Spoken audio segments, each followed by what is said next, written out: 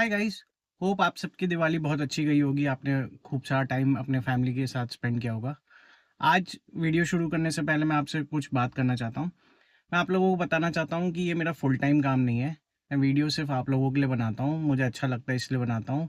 मेरा self confidence बढ़े इसलिए भी बनाता हूँ, और ये एक इन्फॉर्मेटिव तरीका है लोगों से इंटरेक्ट करने का, इसलिए बनाता हूँ। मेरे पास फुल टाइम अपना काम है, तो हो सकता है वीडियो की फ्रीक्वेंसी थोड़ी कम रहे, तो प्लीज़ सपोर्ट करिएगा। चैनल अभी नया है, आप लोगों के सपोर्ट से मुझे मोटिवेशन मिलता है।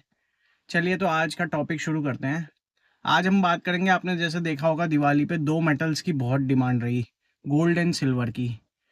तो आज समझेंगे कि गोल्ड एंड सिल्वर के प्राइसेस इतने बढ़े हुए क्यों हैं, क्या रीज़न है, और क्यों ये लोग इस पे खरीद रहे हैं, क्या आपको इन्वेस्ट करना चाहिए कि नहीं करना चाहिए। तो सबसे पहले बात करते हैं गोल्ड की।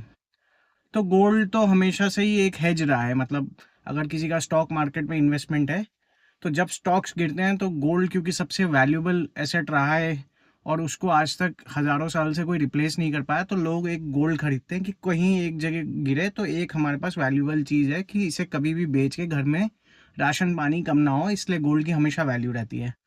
अब आज की तारीख में ये क्यों बढ़ रहा है? एक्चुअल में क्या हो गया है, यूएस गवर्नमेंट के ऊपर हो गया बहुत सारा कर्जा, और सारे दूसरी कंट्रियों को लगता है कि यूएस गवर्नमेंट अपना कर्जे पे डिफॉल्ट कर देगी, मतलब चुका नहीं पाएगी। तो डॉलर पे इतनी डिपेंडेंसी है, पूरी दुनिया का ट्रेड डॉलर में होता है। तो चाइना और ब्रिक्स नेशन चाह रहे हैं कि डॉलर से अब दूसरी करेंसियों में भी ट्रेड किया जा सके, इसे कहते हैं डी डॉलराइजेशन। तो डी डॉलराइजेशन करने के चक्कर में सारी कंट्रियां के रिजर्व बैंक्स गोल्ड खरीद रहे हैं बहुत ज़्यादा मात्रा में। तो गोल्ड इसलिए खरीद रहे हैं कि अगर डॉलर यूएस में फाइनेंशियल कोलैप्स आता है, अगर सरकार अपना डेट नहीं चुका पाती है और फाइनेंशियल कोलैप्स आता है, तो गोल्ड एज ए हेज काम करेगा। ठीक है, एक तो ये रीज़न हो गया। अब इसमें जो लोकल लोग होते हैं, हम जैसे छोटे लोग, वो लोग गोल्ड की ज्वेलरी खरीद लेते हैं कि भाई गोल्ड बढ़ रहा है, गोल्ड बढ़ रहा है। क्या आपको खरीदना चाहिए? मतलब आपको तभी खरीदना चाहिए जब आप उसे एज ए हेज की तरह ले रहे हो। इसे एज ए इन्वेस्टमेंट या रैली चेज करने के लिए नहीं लेना चाहिए कि अभी 50% बढ़ रहा है तो हम भी कुछ बना लेंगे, क्योंकि गोल्ड प्राइस जैसे ही डिमांड कम होगी ड्रॉप भी कर जाएंगे। पर अगर आपको गोल्ड लेना है तो आप 5 साल के टारगेट से लीजिए कि 5 साल बाद इसकी कीमत काफ़ी बड़ी भी रहेगी। जैसे मैं बताता हूँ, मेरे भाई की शादी में 35,000 रुपये 10 ग्राम का गोल्ड था, आज जो 1 लाख के ऊपर है। तो अगर आप 5 साल के उससे लेते हैं तो आपको फ़ायदा हो सकता है, पर उसे होल्ड करके रखिए। एंड गोल्ड लेना मतलब गोल्ड ज्वेलरी या गोल्ड के सिक्के लेने की बात नहीं हो रही है यहाँ पे। यहाँ बात हो रही है गोल्ड को ईटीएफ फॉर्म में खरीदना है, एक्सचेंज ट्रेडेड फंड के फॉर्म में खरीदना।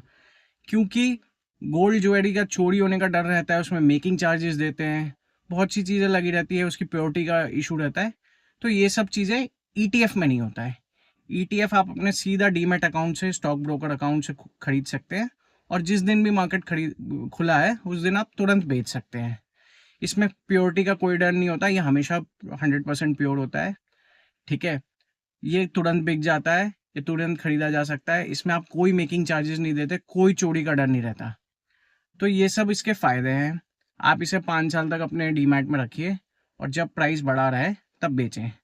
अगर आपके पास खूब सारी ज्वेलरी पड़ी है और आप उसे लॉकर में रख देते हैं और सोचते हैं कि ये सेफ इन्वेस्टमेंट है, तो ये गलत है। क्योंकि बैंक लॉकर अगर चोरी हो जाता है तो बैंक पूरा अगर आपके 50 लाख के गहने हैं तो 50 लाख की जिम्मेदारी नहीं लेता बैंक। बैंक सिर्फ जो भी आपका लॉकर का रेंट है उसके 100 टाइम्स की ही जिम्मेदारी लेता है। बाई चांस अगर आपके पास ज्वेलरी है और आपने लॉकर में रख रखी है और आप उस पर भी एक सिक्योरिटी ऐड करना चाहते हैं, तो आप क्या कर सकते हैं, बैंक में जाके गोल्ड ओवरड्राफ्ट ले सकते हैं। जैसे ही आप बैंक में गोल्ड ओवरड्राफ्ट की फैसिलिटी लेते हैं, बैंक आपकी सारी ज्वेलरी की इंश्योरेंस कराता है। तो इंश्योरेंस रहती है, तो चाहे बैंक डूबे, लॉकर टूटे, कुछ भी हो, बैंक वो ज्वेलरी एज इट इज़ आपको देगा, उसका एक पूरा पैसा इंश्योर्ड रहता है। और ओवरड्राफ्ट फैसिलिटी में अगर आप कुछ भी यूज़ नहीं करते हैं तो आपको एक हल्की सी फीस देनी होती है बस, उसके बदले में आपको वो इंश्योरेंस मिल जाता है और आपका कोई पैसा नहीं लगता, कोई इंटरेस्ट नहीं देना पड़ता है। तो ये सबसे बेस्ट तरीका है।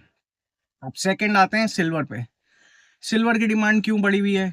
जैसे गोल्ड की बढ़ी हुई है वैसे सिल्वर भी एज ए हेज है।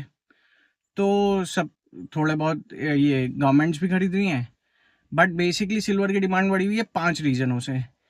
सिल्वर यूज़ होता है सोलर पैनल्स में, सिल्वर यूज़ होता है ईवी बैटरीज में, मेडिकल इक्विपमेंट्स में, 5G टेक्नोलॉजी में, इन सब चीज़ों में सिल्वर यूज़ होता है। और सिल्वर है ना, गोल्ड माइंस की तरह गोल्ड सिल्वर माइंस नहीं होती, तो सिल्वर एक्सट्रैक्ट नहीं किया जाता। सिल्वर निकलता है किसी और एक्सट्रैक्शन प्रोसेस के दौरान। सपोज करिए कोई कंपनी कॉपर एक्सट्रैक्ट करी है, तब सिल्वर निकलेगा। तो सिल्वर की लिमिटेड सप्लाई है, और सिल्वर चिप्स में भी यूज़ होता है। तो जैसे जैसे गाड़ियों में चिप्स लग रही है, फोन्स में चिप्स लग रही है, हम टेक्नोलॉजी की तरफ जा रहे हैं, तो चिप्स की डिमांड बढ़ेगी, और सिल्वर में वो प्रॉपर्टीज है जो सब चिप में लगाने हैं। तो इन रीजनों की वजह से सिल्वर की डिमांड बढ़ रही है। बट सिल्वर में इन्वेस्ट करना थोड़ा रिस्की भी होता है, क्योंकि ये साइक्लिक वो है, मेटल है। तो अगर स्लो डाउन आता है और चिप्स की डिमांड शॉर्ट हो जाती है, तो सिल्वर ETF भी गिर जाएगा।